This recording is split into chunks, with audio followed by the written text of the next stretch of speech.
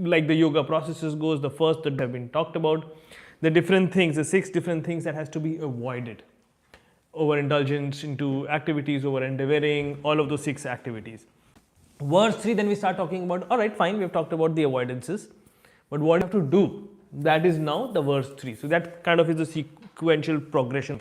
So verse 3, we've been talking about 6 things that has to be done. What has done? We have to be enthusiastic. We have to be endeavoring with confidence, being patient, acting according to the regulative principles, and abandoning the associations of non-devotees and following in the footsteps of previous acharyas. These are the 6 things that have been told to be done. Now, Srila Prabhupada, as always, purport has been giving things very nicely to us in a sequential way so that we are able to digest it nicely. You know, how many courses to, is it 6 courses or 7 meal? Right? It's kind of like that. You start with little appetizers, slowly end up with the dessert. That's how the purports are always. So when it says in the verse that there are 6 principles favorable to the execution of pure devotional service, we have to first establish what do we mean by pure devotional service. That is what Srila Prabhupada said. He says devotional service is not a matter of sentimental speculation or imaginative ecstasy. It is a substance of practical activity. Right? Having established that we are not talking of just sitting over there and speculating and doing things, we are talking about devotional service in terms of practical applicability of things. Very clearly, he quoting out the words to say it does not include any extraneous motive which is something which is devoid for fruitative karmas. It is not including impersonal jnanas and any other thing which is coming in from self desires. Very clearly ruled them out. This is not what we are talking about. This is not what we are trying to strengthen. Next he says bhakti is a sort of cultivation. So then he's talking about cultivation, then he's talking about how to cultivate that, what is the process of that cultivation. And then he quotes Prahlad Maharaj over here about Shravanam, Kirtanam, Smaranam, Padasevanam, Archanam, Bandhanam, Dasyam, Sakhyam, Atmanivedam as being the 9 processes, the Navedi Bhakti process. This is what devotional service is, right? Having established all of that as being a point, he's then emphasizing the fact that when you're talking about devotional service as Shravanam, we have to understand the fact that Shravanam is not just from any mundane thing or from any mundane source.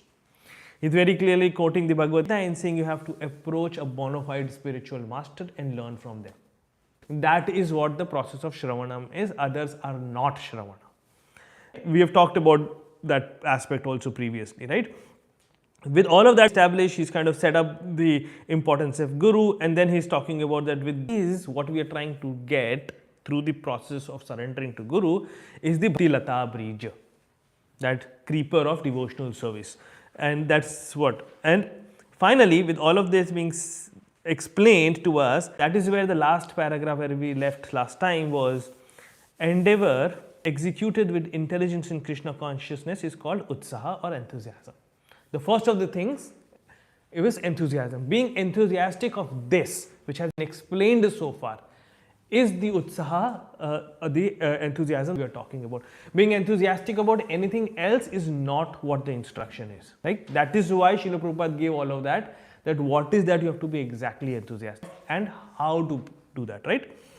So the devotee finds correct means by which everything can be utilized in the service of the Lord. Nirbandha Krishna Sambandhe Yukta Vairagya Uchyati. Everything has to be used in the service of Krishna, that is devotional service. So what is this? Krishna Sambandhe Yukta Vairagya. So when we are establishing relationship with Krishna, there is a vairagya, a renunciation of materialistic thought process and activity that comes in automatically. Right? The process is attachment to Krishna, to mundane materialistic things happens automatically. That is not our prime objective. Our prime objective is attachment to Krishna. And being enthusiastic for that, putting in endeavor for that, that is the instruction that we get. The executional service is not a matter of ideal meditation, but practical action in the foreground of spiritual life. Practical action towards this, towards achieving this is what is the instruction that we are getting over here. Now let's back to the verse very quick. And before I do that and before we continue from there, so far any questions, any discussions, any realizations that he wants to share in this context? Anything? Yes, Prabhu. The first sentence that you mentioned, devotional service is not a matter of sentimental devotion or emotional ecstasy. Its substance is practical activity. This is very important. I heard Prabhupada saying that you know devotional service without knowledge or without activity is sentiment. Correct. Yes. Correct. So that is very important. You're not a sentimentalist. Yes. So two things are important, as you very rightly mentioned. Prabhupada has said this multiple times: knowledge, intelligence, and action. If you are going only for knowledge, intelligence, the jnana aspect of things, and not putting into action, that's not devotional service. If you are putting into actions without the knowledge, that's also not devotional service. Sadhana is to do services in the temple. It also includes reading of the scriptures. Both becomes important because, we have to come down and to a very important aspect. Krishna is a person. You cannot serve a person, you cannot please a person till when you don't know the person. What do they like? You cannot build a relationship till when you don't know this is a person and what qualities and what things do. I cannot just imagine a person and say, this is my friend. Even for kids who create this imaginative friend, they give a character to that friend. This is what my friend likes. This is what. Even in that speculation, there is personality. Only then build a relationship, otherwise you cannot. And when there is no relationship, when there is no personality, there can be no service. And that is what we'll talk about next coming in also is, for this knowledge is important. And knowledge alone does not help till it's not put into service, that realization of that knowledge will not come. Right? How many times can we keep talking about, India as a country is so hot. The temperature goes above 50 degrees in certain places. Very hot, very hot. But till when you don't experience that heat, till you don't know, you will not get the realization of what that heat means and what it means to cope to that heat. And similarly, the other way around, for people in India, we realize what cold in Canada means. You have heard news, you see storms coming, etc. But when you're not experienced that or what has to be done, it means nothing. So for us to have, that is why this entire instruction is there, that how do we come to that point of acquiring knowledge and implementing that knowledge, both. Right? Very good point, Prabhu. Anybody else, anything before we continue? One last opportunity. Okay, let's continue now. So again, the categorization of the instructions, it's coming in from the expert acharyas. There is a reason for that. Now, the first was enthusiasm, the other is confidence and the patience. How can you be enthusiastic about something till when you don't have confidence in that process itself? So that is why confidence too with the enthusiasm itself. If you are confident about the process, but we also have to be patient, because without giving time for the results to fructify and come to us, you will start losing confidence. To strengthen confidence, you need patience. And lies everywhere, right? And that is the part that we're going to read next. So that's why these things have been categorized the way it has been categorized. Saying you cannot be enthusiastic with confidence, and without confidence, without patience, you cannot keep your confidence ongoing. It will break in some time, right? So let's continue with the reading process. Who wants to start? Let's start from this side. Oh, sorry. These activities must be executed. That's where we were. You want me to give you paragraph count or something? Yes. Okay, Found it? got Fantastic. Thank you. These activities must be executed with patience. One should not be into Krishna consciousness. Indeed, this Krishna consciousness movement was started single-handedly, and in the beginning there was no response. But because we continued to execute our devotional activities with patience, people gradually began to understand the end of this movement. And now they are eagerly participating. One should not be impatient in discharging devotional service, but should take instruction from the spiritual master and execute them with patience, depending on the mercy of Guru and Krishna. The successful execution of Krishna consciousness activities requires both patience and confidence. A newly married girl naturally expects offspring from her husband, but she cannot expect to have them immediately after marriage. Of course, as soon as she is married, she can attempt to get a child, but she must to her husband, confident that that her child will develop and be born in due time. Similarly, in devotional service, surrender means that one has to become confident. The devotee thinks, Avasya Rakshide Krishna. Krishna will surely protect me and give me help for the successful execution of devotional service. This is called confidence. Thank you. Thank you. So, there's two things that Srila Prabhupada is talking together because obviously they are related to each other, patience and confidence, right? So, there's this balance that we have to create, and when we are in this initial stages of our devotion, right? So, we have to be enthusiastic, but we also have to be patient. We cannot be so enthusiastic that we lose patience, or we cannot be so patient that, okay, it's going to come, take its own course of time and not be enthusiastic in performing actions. There's a balance needed for it, right? And this is applicable for all materialistic things also.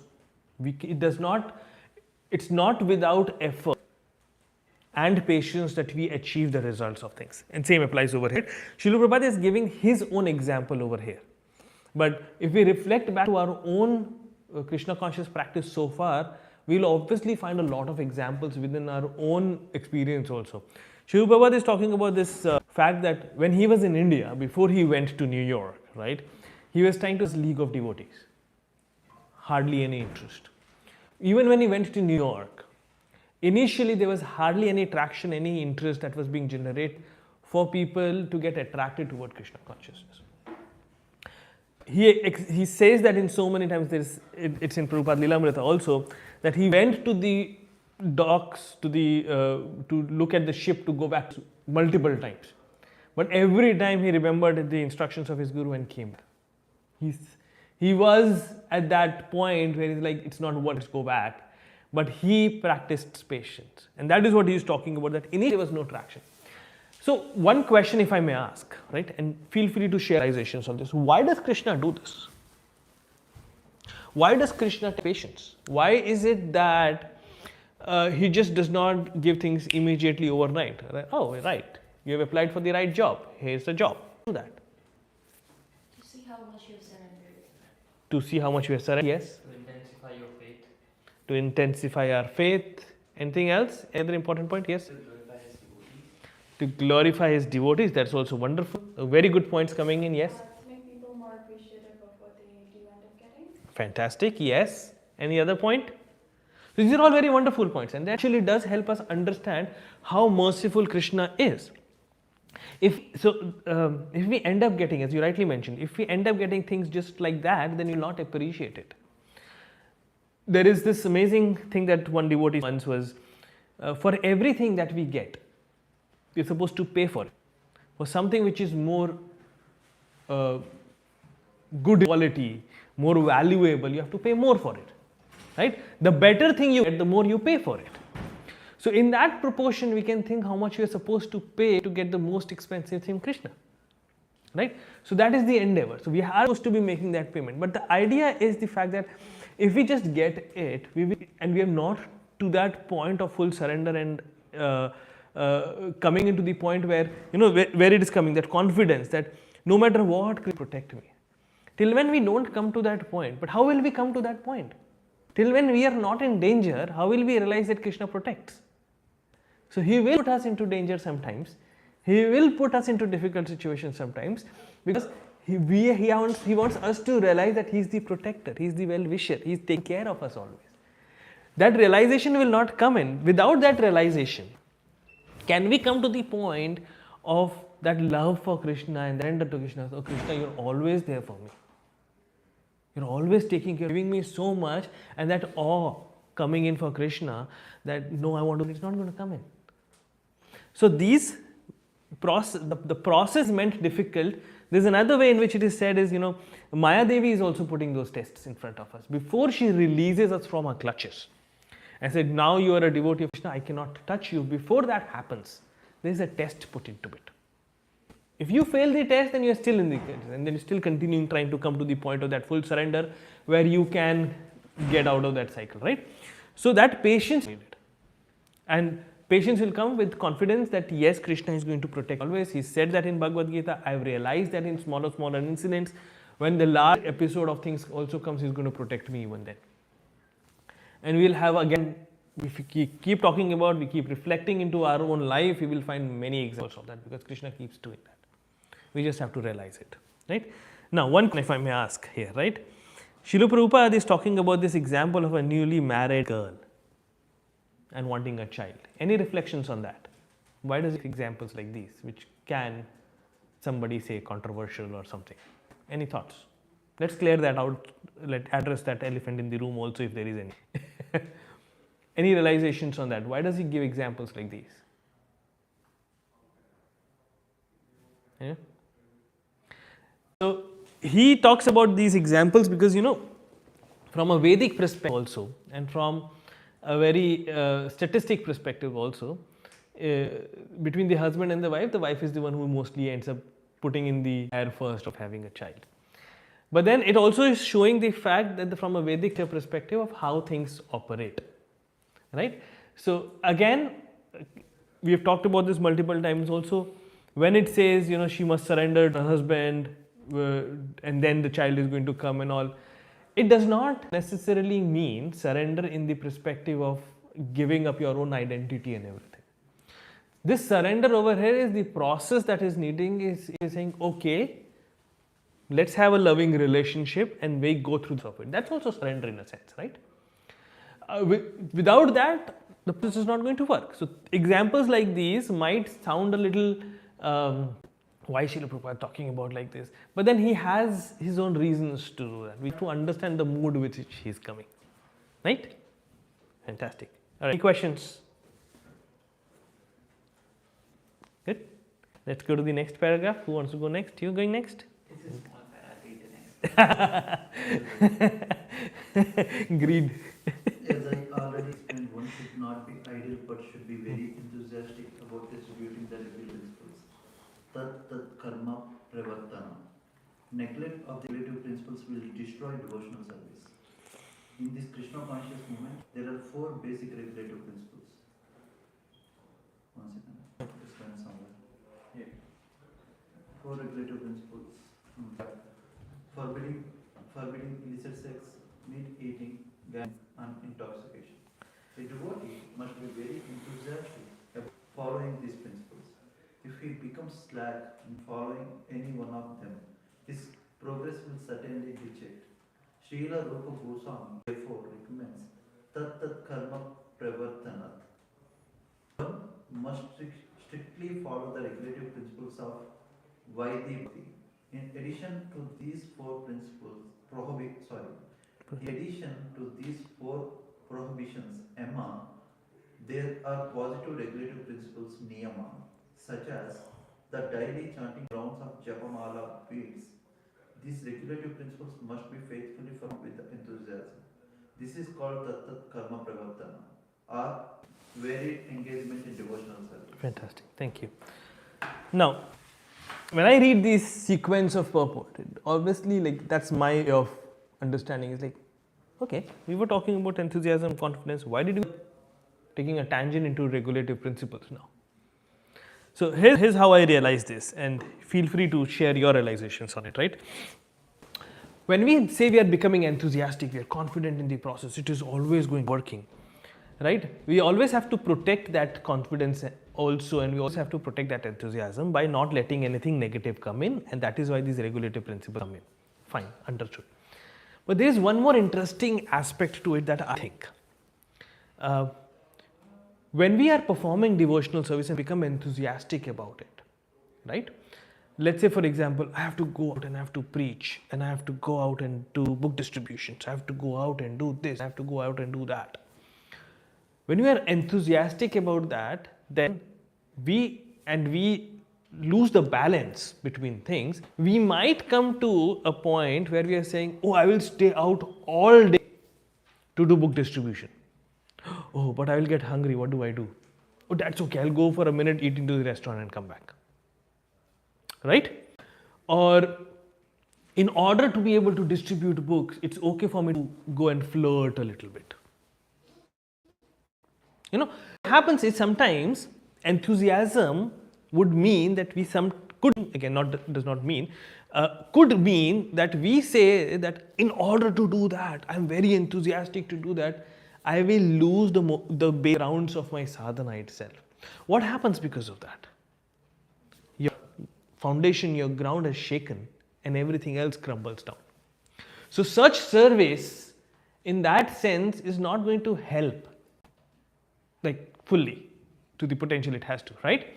So Srila Prabhupada talking about this regulative principle, this is while you're being enthusiastic, while you're endeavoring with confidence and having your faith and keeping patience, does not mean you let go of regulative principles on the name of enthusiasm. That's also an equally important balance to be made, right? So the process of this yama niyama, if I think in the purports in Bhagavad Gita, Srila Prabhupada explains that in a lot of details, and you can do a search of that. The Ashtanga yoga process, which is the 8-step yoga process, the first 2 step is yama and niyama. Yama is to give up unwanted things, which is where the 4 regulative principles, the 4 prohibitions come into them. Once you have given up the unwanted things, then empower yourself with the that has to be done. That is the niyama, the rules coming in, right? That way the progression keeps going on. The problem with all the yoga centers out there who think about Ashtanga yoga process is all, they're not even in the first step of yama, of giving up unwanted things. They're continuing to do that. So you cannot progress, but they, artificially talk about things that is looking at, but it is not till when that first stage is achieved. So these stages, even though we don't follow the process of Ashtanga yoga by itself, and we follow the process of Bhakti yoga, but all of these things are connected. The process of yama niyama in Ashtanga yoga also applies to the Bhakti yoga, where we have to give up unwanted things. The difference, however, is the Ashtanga yoga process will talk about giving up unwanted things, but it does not explain very strongly how. It's in the process of stop, stop, stop, stop, stop. Very difficult to do, right? Whereas in the process of Bhakti yoga, we said the process is about attachment. By the process of chanting, by the process of other positive things that comes under the category of niyama, it keeps cleansing our heart, and we come to the stage of nivriti, which is getting rid of the unwanted things, coming to the stage of yama in that process. The process sequence is such that we have the sadhana practice coming in from the acharyas gives us the power that Krishna is put into the process, and the acharyas have blessed in the process, so that we can come to that state rather than trying to come up by our own endeavors. Right? So that is why all of these things become relevant in that context. Right? Questions? Yes, sir. So as you stated a wonderful example of going on Kirtan and not eating from restaurant, how do we draw a line between following our rules and being a little fanatic towards that? So following rules, okay, let me just clarify that. Being fanatic does not mean one who follows rules strictly. Okay, one who is situated strongly in the practice will follow rules strictly, but that does not make them fanatic. The term fanaticism would mean that you're following something that you don't understand or you're not able to explain. You're just whimsically, speculatively, out of emotion, just following certain things. If there's a rule that has been set in front of us in terms of saying these are the things that you should be doing, and an explanation has been given to it, and you've understood that explanation, keeping cool when you understand it, and once you have understood it and you are strictly following it, that's not fanaticism. That you being very sincere and strict about your sadhana, that is fine. Right? So if we are strictly saying no eating outside, that's not fanatic, because we understand the science behind it. If we come up with that whimsical thing like, oh, this is how things should be, don't do this, this is how we have always been doing, so we should do it. If that is what we are talking about, and there is no rationality, there is no references to the scriptures, to the instructions from a guru, no rational reasoning behind it, no science understanding to it, then that is fanaticism. But anything to which a reasoning and rationality have given, we are able to trace it back to the scriptures, it cannot be called fanatic. Fair? Right? Any other question?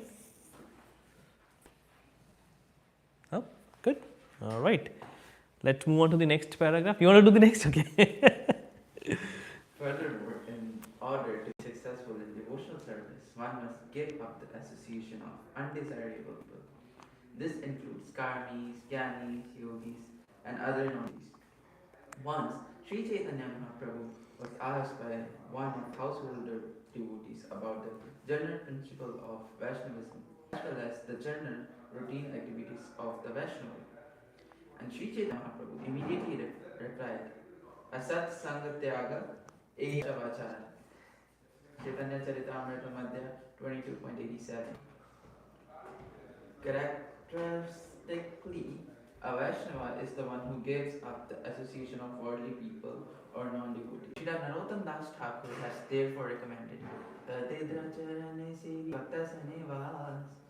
one has to live in the company of pure devotees and execute the regulatory principles set down by previous acharyas, the six Goswamis, namely Sri Rupa Goswami, Sri Sanatana Goswami, Sri Jiva Goswami, Sri Raghunath Das Goswami, Sri Gopal Bhatta Goswami, and Sri Raghunath Bhatta Goswami. If one lives in the association of devotees, there is little chance of associating with non-devotees. The International Society of Consciousness is opening many centers just to invite people to live in the company of devotees and practice the regulatory principles of spiritual life. Jai, thank you. So now again, very interesting, right? We talked about enthusiasm, we talked about regulative principles, etc., etc. Now the analogy that is very beautifully given is because this is Bhakti Lata Bija, right? The creeper of Bhakti. We've talked about watering it by this. We talked about putting in insecticides, etc. All of those things to protect it, etc. But then there is also this, you want small plants.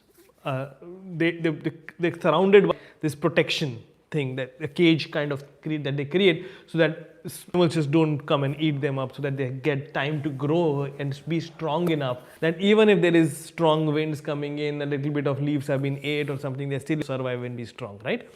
The same thing applies over here. When I have started the process of a devotion, at that very initial stages, we are not very strong.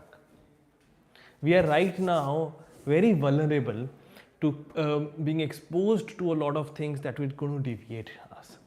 So that is why we have to surround ourselves with devotees who will reinforce that. So some might, depending on the positioning of things, some might do it by chastising strictly, some might lovingly do it, but all of that is needed. Why we need to associate with devotees? Because you are the kind of company that you always keep. Right? How much can you be in an unfavorable environment and keep yourself shut? It's not possible. So move yourself into a situation where it's more favorable, you're more comfortable in doing the thing that you have understood as being the right thing. So we give up the association of every completely. We do not associate with anybody externally at all. We become closed, secretive cult. Is that what it means? No. We have to understand things very practically, right? So first thing first is, in the initial stages, we are supposed to be cutting down any nonsense coming in from external sources. In terms of, it could be philosophies, it could be in terms of coming in of mundane topics. We should try and cut that out as much as we are able to. Which means I'm not listening to all of these different speakers out there who probably not even understand very well. But if you have committed yourself to a particular parampara, be committed to it till when you've grown enough to be able to understand and realize and appreciate others. That is in the initial stages only, right? But as we grow further, that is when we start growing in further. Now, under active care and monitoring, that is when we get exposed to something better. We're going out for Sankirtan, we're talking to people, we are taking up challenges, answering that challenges. But when we little bit stumble, there is somebody else to come and hold our hand, do something. That is how you kind of grow. But then we suppose ourselves to the point where we are a little strong tree itself, where when we are out in the world, then we are not taking association but giving association to people. So that is where we are supposed to be growing in steadily. And the concept that Srila Prabhupada is talking over here, that the ISKCON has all these different centers and inviting people to live in, is for them to be able to experience, start that process in a protected environment, and then go out and preach as much as possible. right? So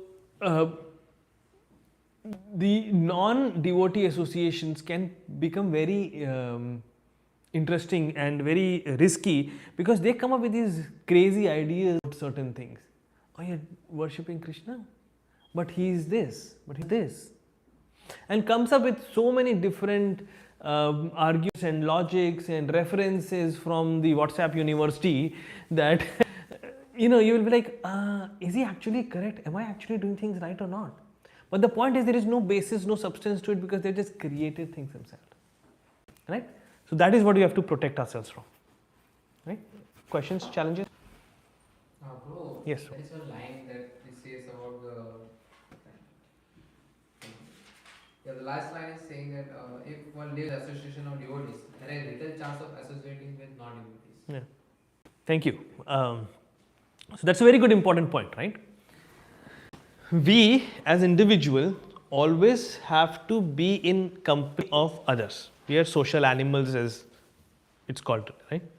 So that want of ours to interact with people, to socialize with people, to have fun, little leisure movement, little fun time, little play time, etc., etc. Why can't that be fulfilled with the association of devotees? So, for example, when I was in Noida, because I just went and met all of these amazing devotees again, we were recollecting all the things that we had done. We would sometimes go out for trips, right? Because there is this desire to go out, different places, visit. So we would go in the association of devotees. We'll rent out a bus, we'll all go together, and we will go to Jaipur. Okay, from Delhi, Jaipur is not too far away. We'll go to Jaipur. So we will go and visit Radha Govinda Dev temple, Radha Gopinath. While going over there, we will have darshan of Madan Mohan also. We will have darshan of all the other temples, but we will also go and have visits to the forts and all of those things. Right? Okay, we are staying, instead of staying in a hotel, we are staying in ISKCON guest houses and prasad and all of that happening. We are doing all the sorts of fun that any other active person will be doing. So it's not a boring life, as it is called. Partings, we do parties, we do everything. But all of that association of you wanting to have a friend, you wanting to have a family, you wanting to have anything else can be fulfilled while being a devotee association also. You don't necessarily have to go out of devotee association. Your best friends can be devotees. Your family members can be devotees. The people whom you joke with and do fun with can be devotees. Like, understand our relationship is based on our level of advancement, right? So Srila Prabhupada has given this information to us, which is coming in from the previous acharyas, is where are you, a kanishta, a madhyam, or an uttama adhikari, right? So from somebody who is more advanced in the spiritual progress from you take association from in terms of, you're serving them, there's a very seriousness in over there. With somebody who's at the same level at yours, that is where you go relaxed, fun activities, and that aspect is going to come in the next set of instructions also, the loving exchange. That is needed, because we need it. But all of that can be done in a Krishna conscious way with the devotees, right? I have these amazing devotees, like, oh, I feel like my god sister, I'll just call her up. I said, I want to come to your place because I like South Indian and you cook so amazingly.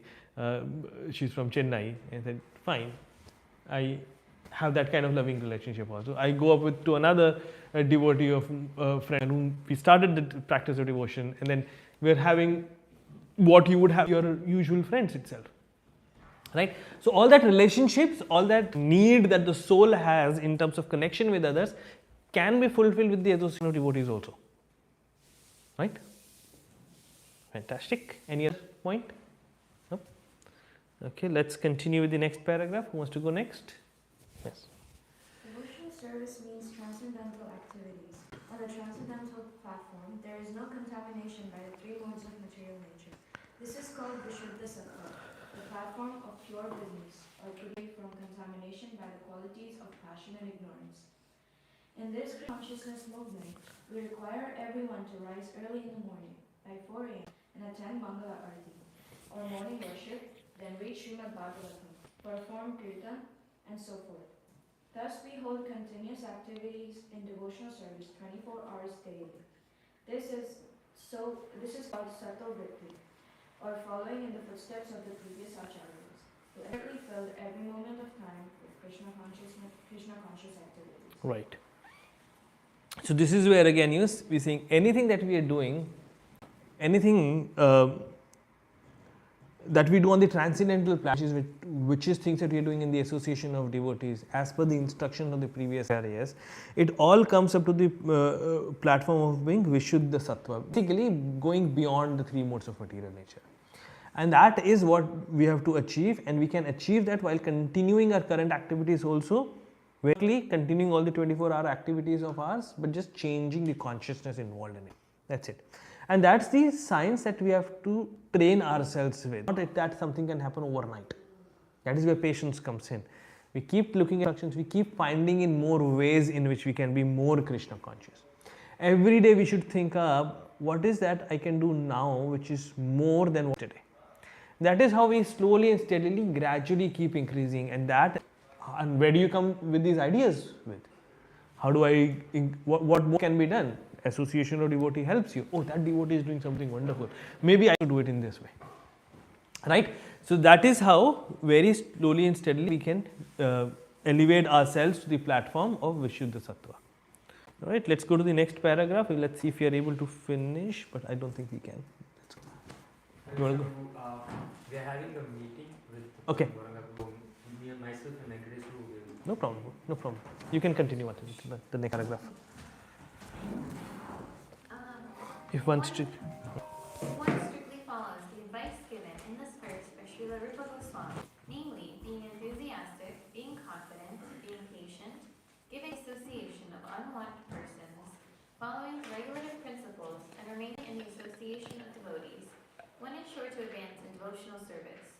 In this regard, Srila Bhaktisiddhanta Saraswati Thakur remarks that the cultivation of knowledge by philosophical speculation, the collection of minds by the advancement of fruitive activities, and the desire for yoga, material perfections are all contrary to the principles of devotional service. One is to become thoroughly callous to such non-permanent activities and attention instead to the regulative principles of devotional service.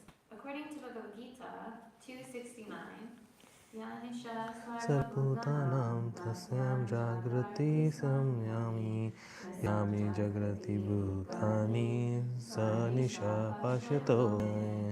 What is night for all beings is the time of awakening for the controlled, and the time of awakening for all beings is night for the introspective stage. Thank you. So this basically is summarizing everything we just talked about. Any questions on this?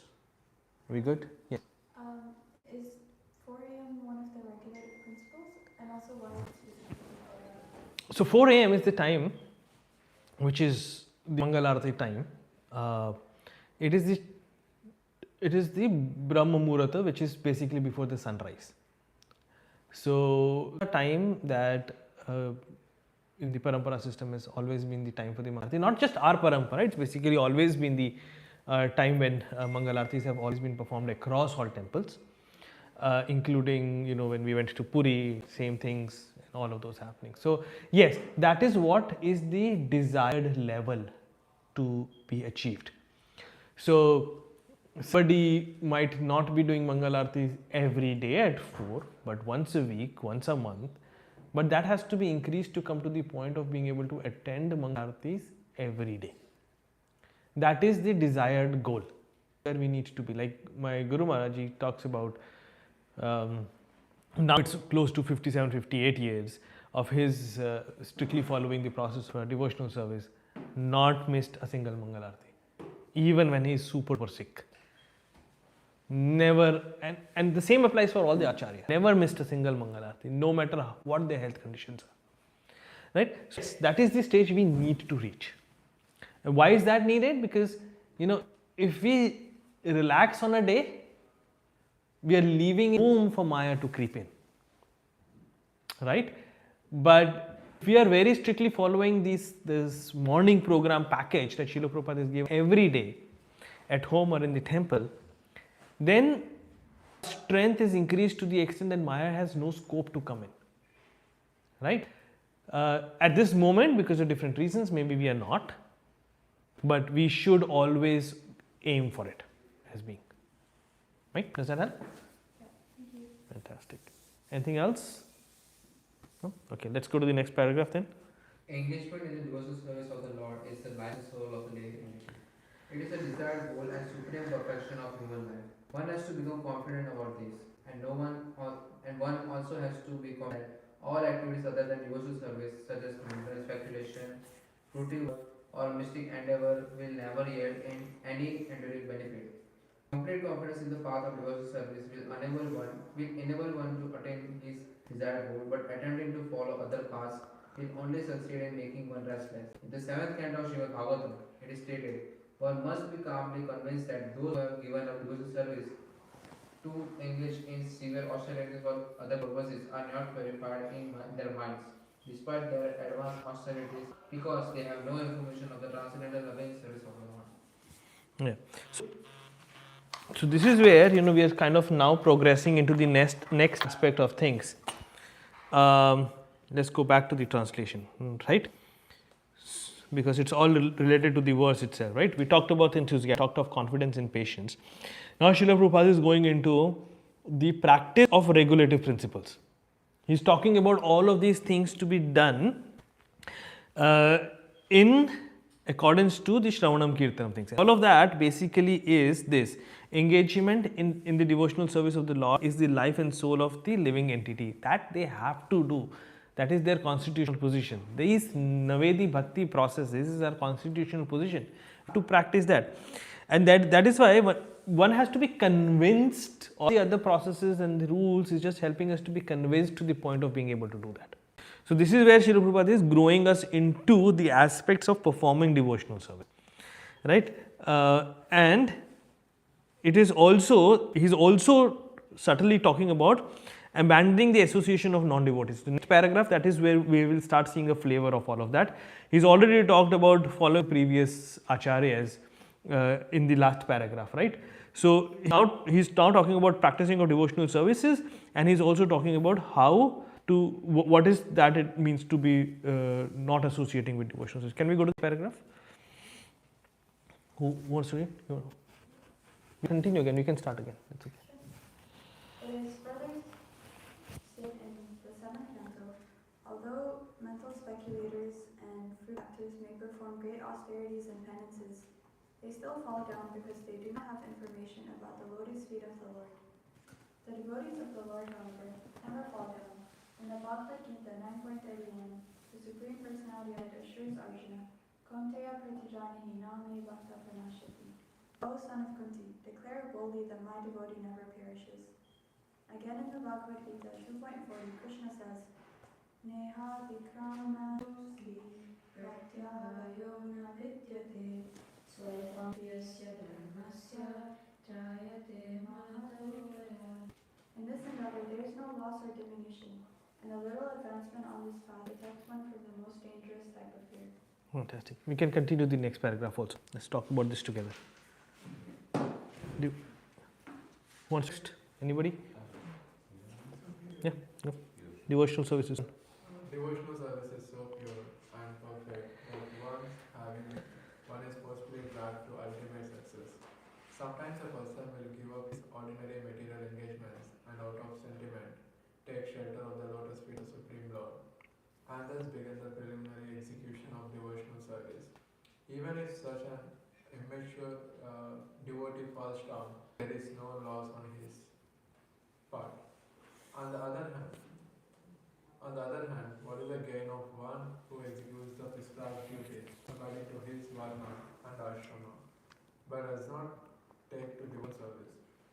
Although a fallen devotee may take his next birth in a family, his devotional service will nonetheless resume from where it left. Devotional service is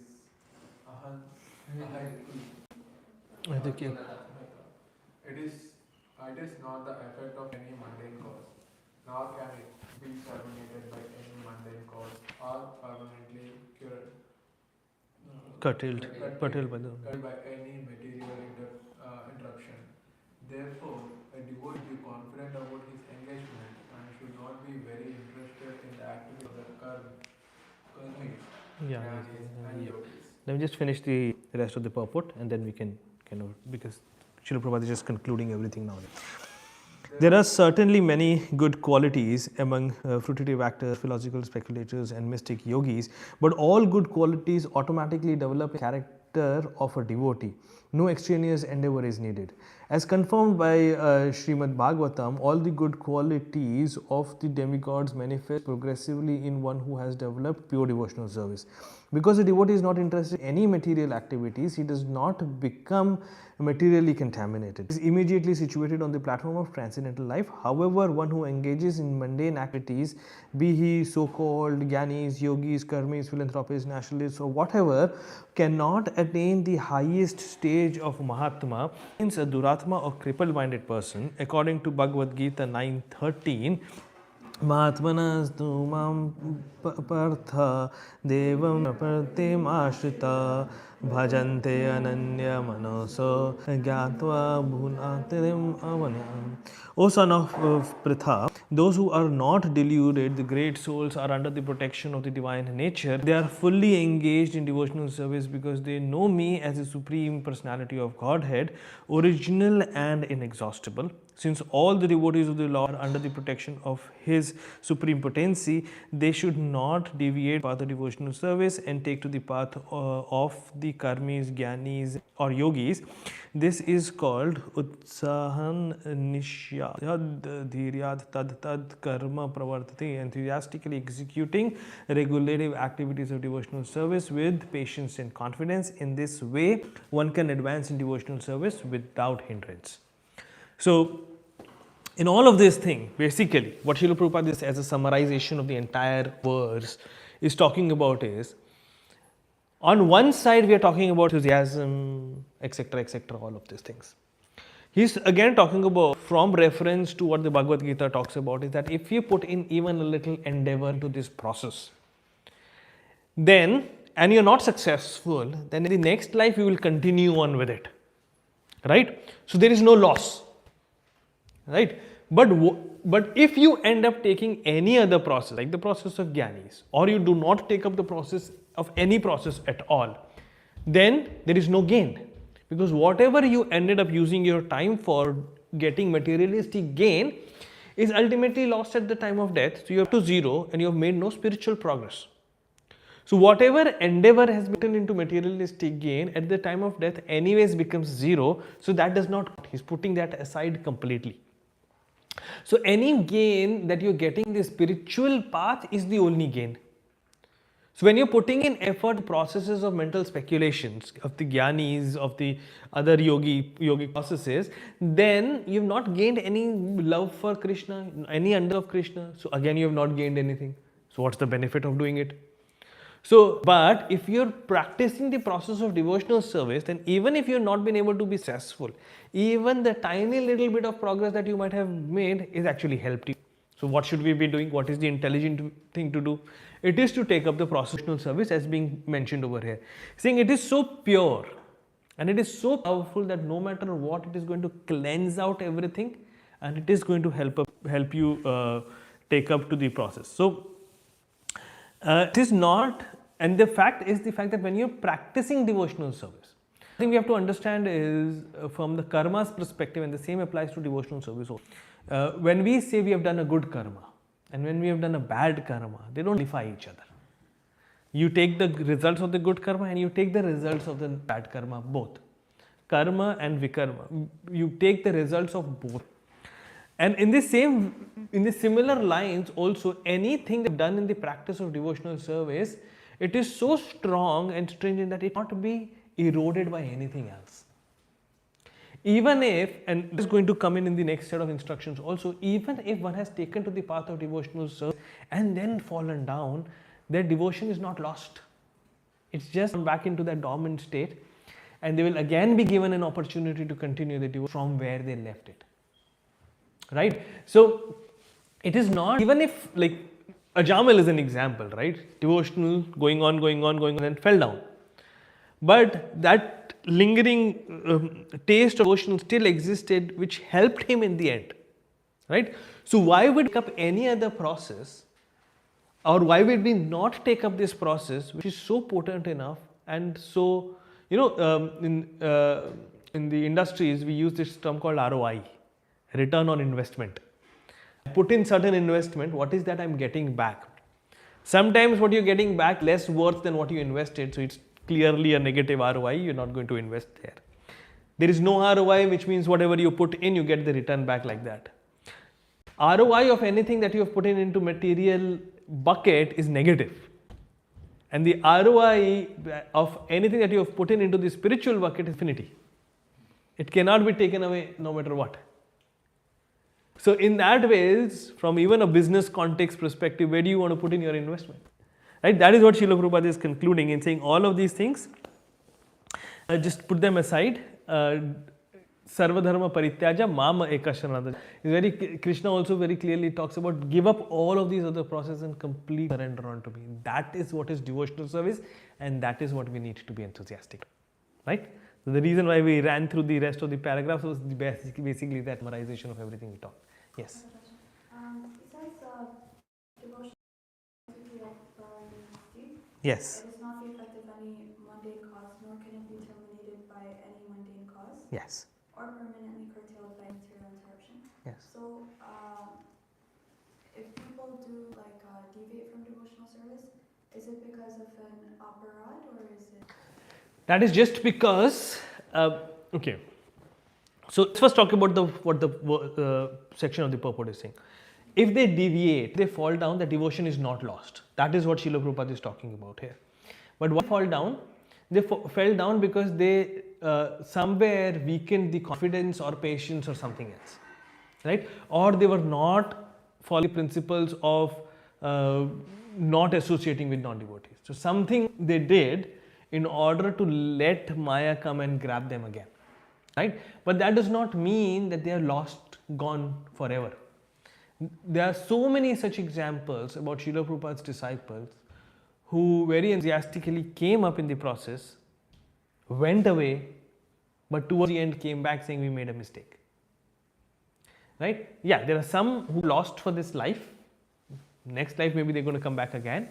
But they have not lost the credits of devotion, basically. That's what it means.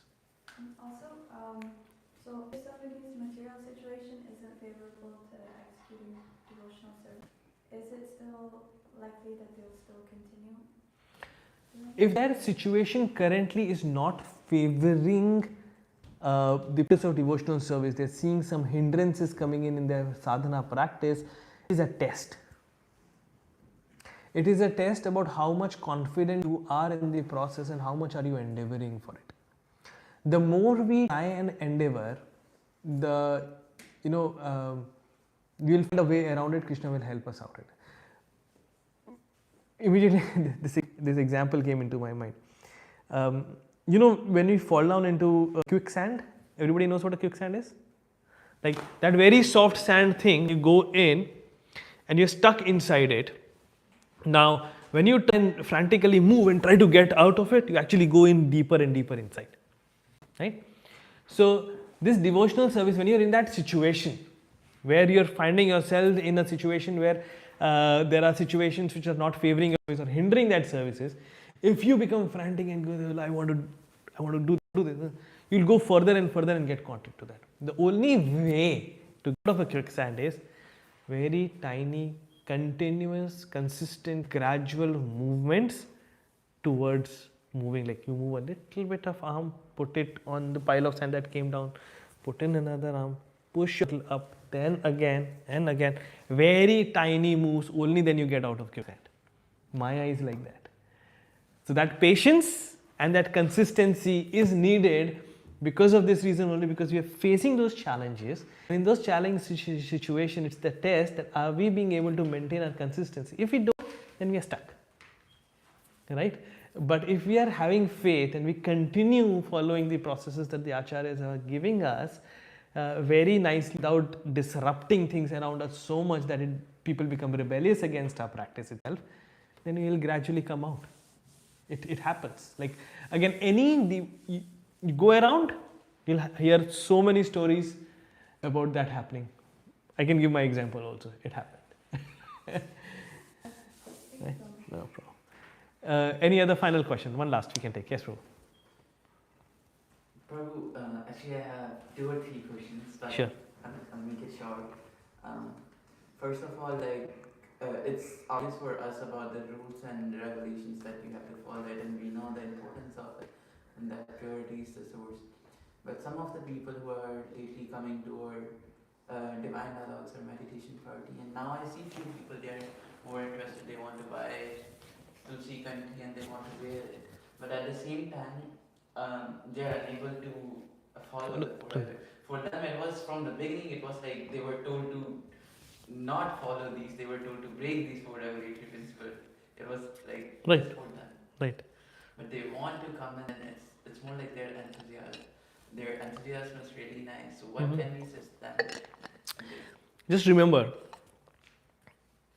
when Srila Prabhupada first started interacting with the hippies and how he went about doing things. So the people you are talking about, they're far better the hippies that Srila Prabhupada was dealing with.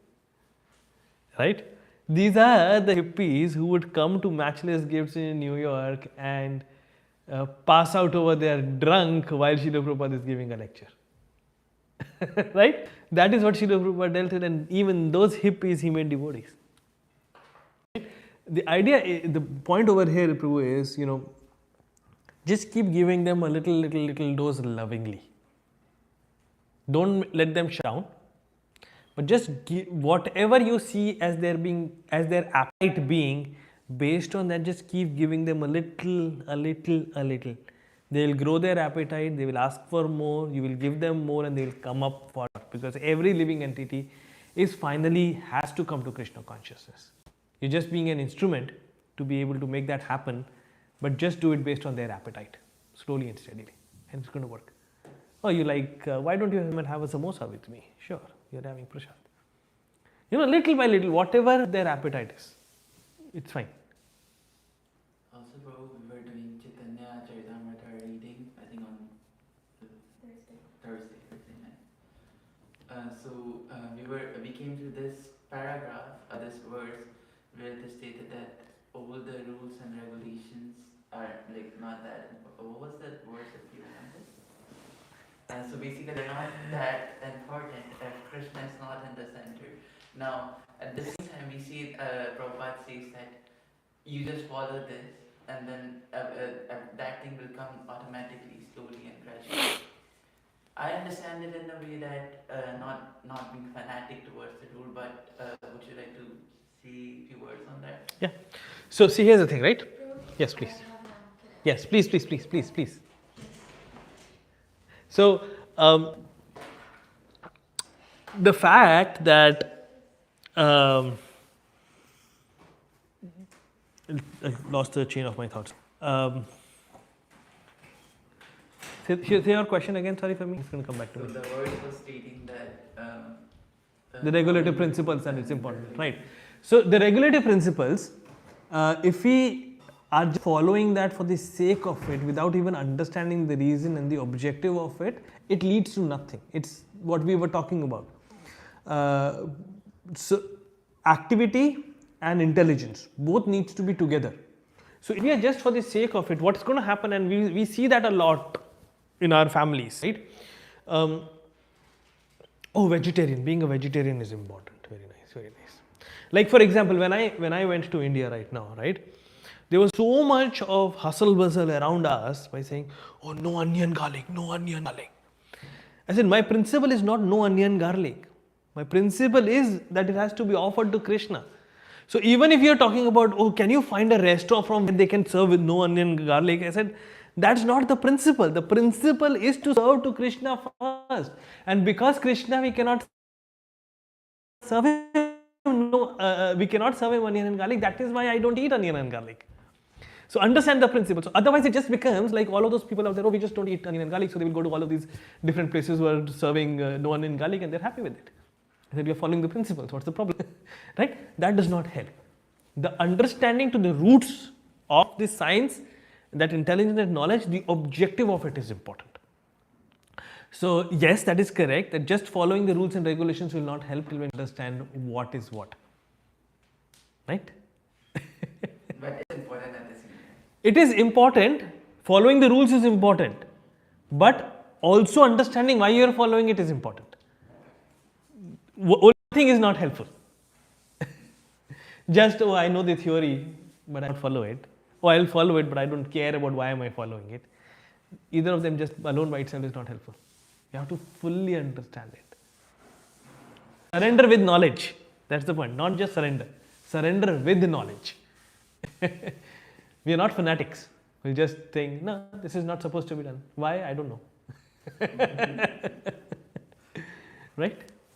One last one. Yes. Sorry if I'm taking long. So basically, I was reading, like listening to a few workshop songs by our acharyas. Right. And then we addressed Maya Devi as Maya Devi. Right. But then over there, they were addressing Maya Devi as Pishachi or Pishachi. Like Okay. in Jeev Jago, we also hear, and there were 2 or 3 more versions I heard the same thing. Okay. But also Maya Devi is the servant of the Lord. So Yeah. So what's the question? what should be our view? Your view is